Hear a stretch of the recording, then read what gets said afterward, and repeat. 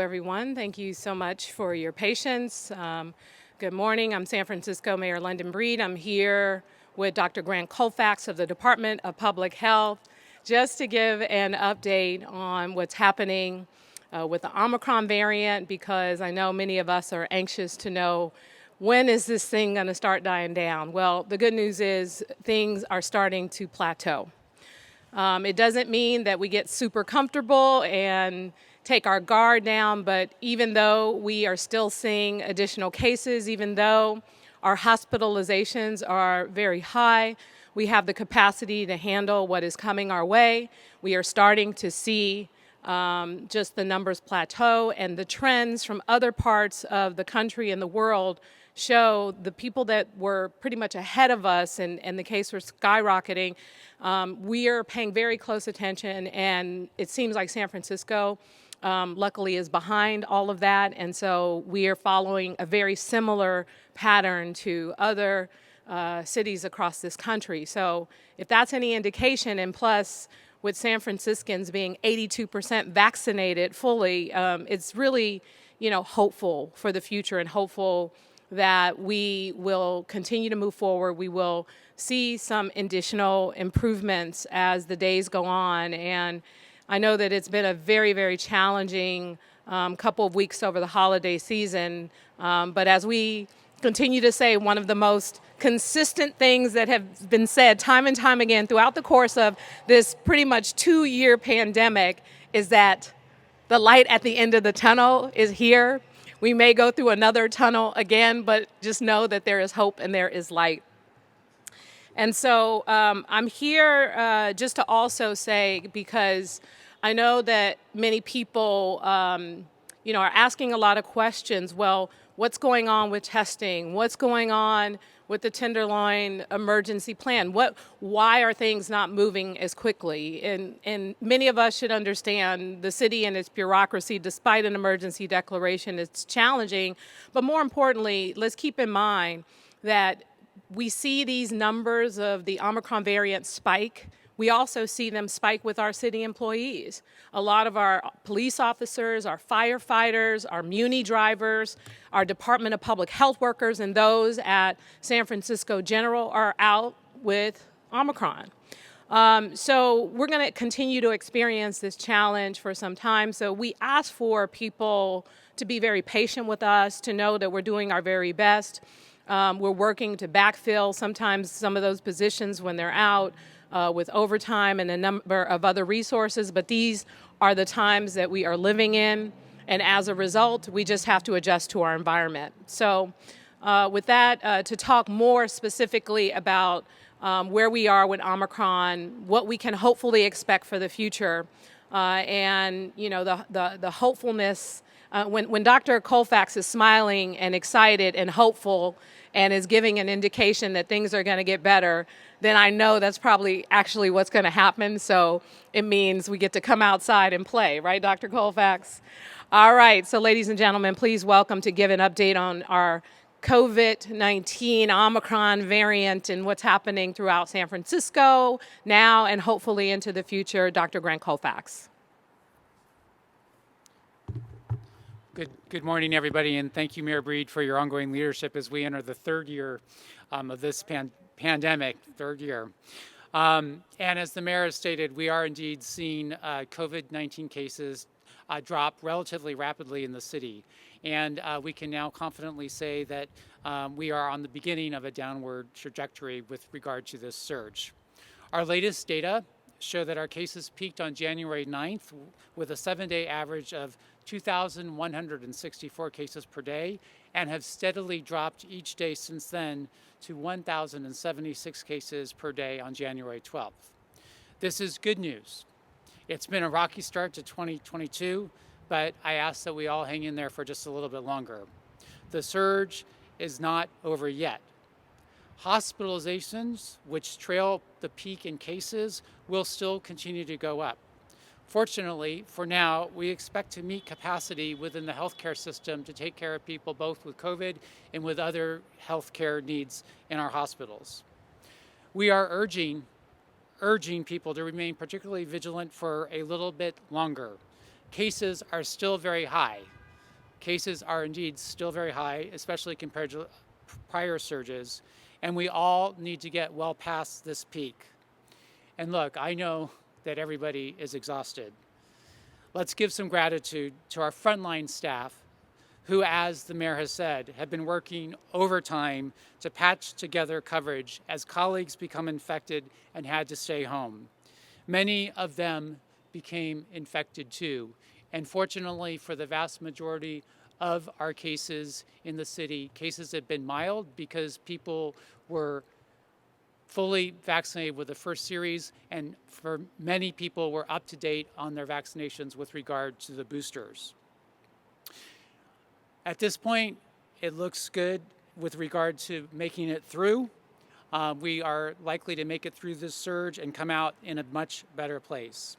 And I think it's important to emphasize, with the case rates so high and what we're seeing across the country, across the state and locally, that we are in such a far different place than we were a year ago with our prior surge. We are getting through Omicron, the most transmissible variant yet. Remember, this variant is so much more transmissible than that Alpha, than the Delta, the things that we were dealing with before. And yet we've managed to keep our hospitals, our clinics, and other essential services open. Most cases have been mild or asymptomatic, especially, again, for those who are up to date on their vaccinations, especially for those who get a booster. We've proven that COVID doesn't have to upend our lives, even if we have to be vigilant, smart, and flexible to adapt to what's needed and when it's needed. And as your public health department, I want to stress that now our goal is not to prevent every case of COVID. Omicron has proved that that's simply not possible. Our goal is to prevent the worst outcomes: severe disease, hospitalizations, and death. And with regard to that, I just want to ground ourselves in comparison to last year. Last year, we lost 165 San Franciscans to COVID in January of 2021. This month, to date, we have lost 5. Now, we don't know what COVID has in store for us, but we do have great defenses against this virus: our vaccinations and our boosters, and I expect in the relatively near future, effective antiviral medications. And we know how to layer our defenses, like during periods of now with high transmission, when we must protect our frontline workers and the most vulnerable among us by masking our healthcare system partners to step up and do their part with regard to testing, just as they've done with hospitalizations. We also anticipate important new tools to become increasingly available soon, such as those retroviral medications.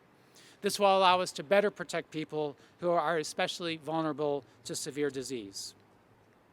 As we come out of Omicron and cases drop, we will follow the data and science and begin to drop restrictions when and where they make sense.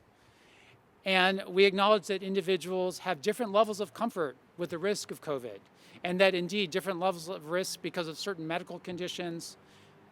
Your risk assessment may vary, and what you're willing to do with yourself, your family, may change depending on your own risk assessment. Individuals will want to adapt their responses to their own risk and comfort levels within the conditions stipulated under our health orders. We ask that San Franciscans be tolerant and supportive of each other's needs and work together to make each other feel comfortable and supported. And while it is certainly possible and plausible that we will be dealing with other variants in the future, hopefully we will be able to situate COVID among the many other infectious diseases and health conditions we have to contend with, smartly, but not letting them upend our lives.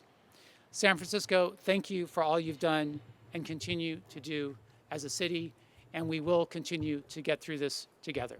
Thank you.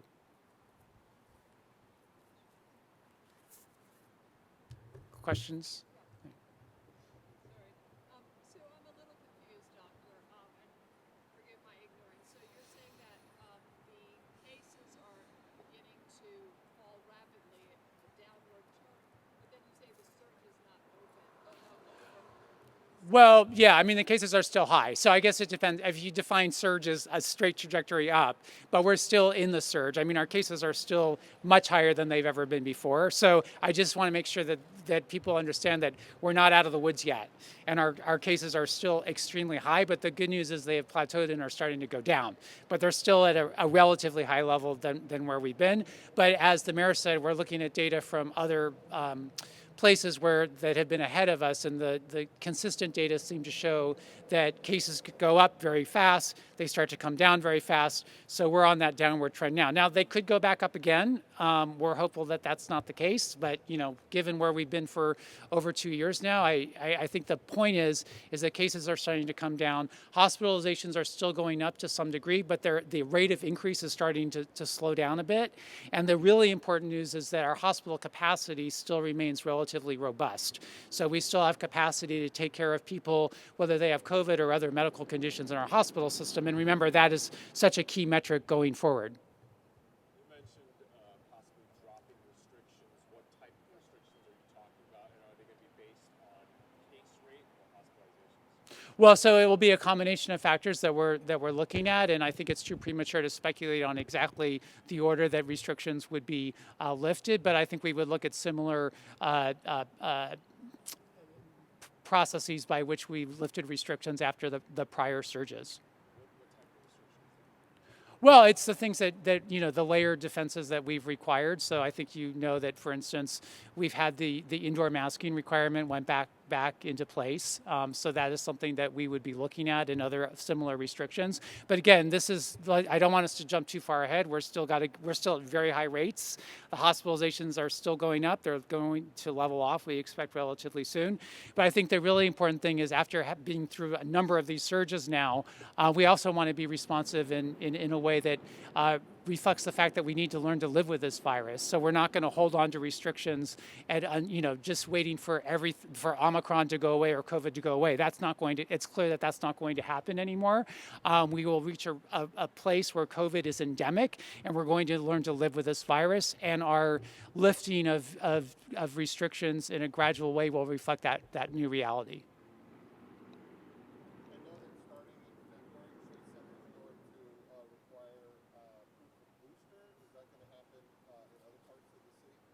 So again, I refer you to the healthcare orders with regard to where people are required to have boosters.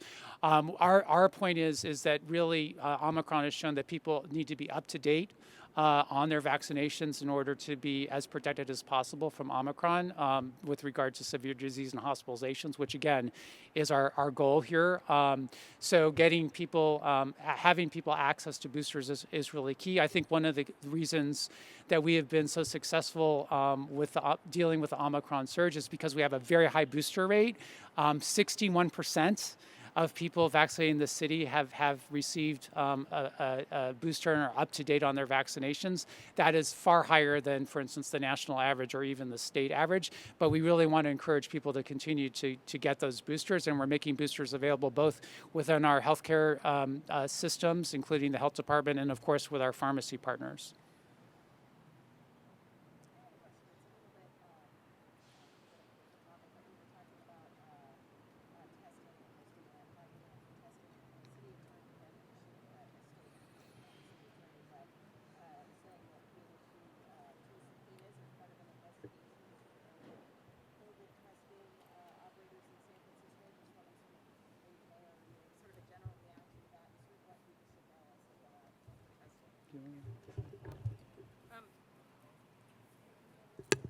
It is clearly important that we have testing capabilities throughout San Francisco that people can trust. And unfortunately, we've had some challenges with some bad operators, and I really applaud the City Attorney's Office and our City Attorney, David Chu, for taking this action and paying very close attention to the challenges that could arise as a result of people taking the situation for granted.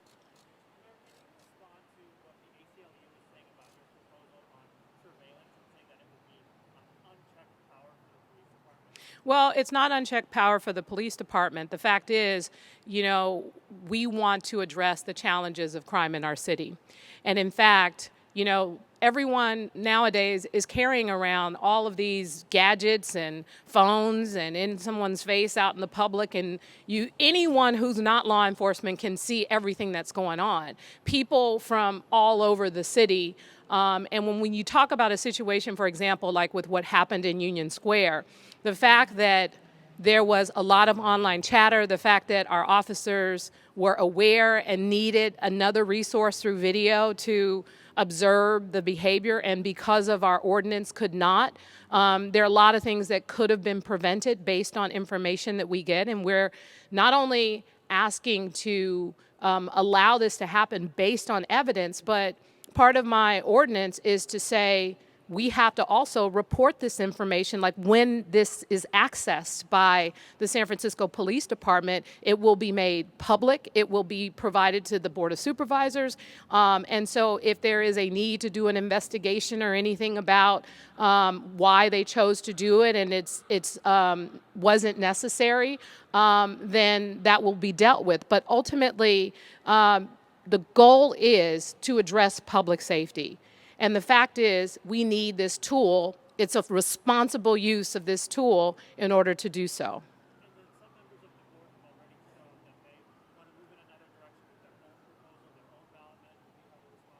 My response is that the voters will decide, because we're talking about the fact that, you know, we have major challenges with public safety. And when I say public safety, it's not just really about theft.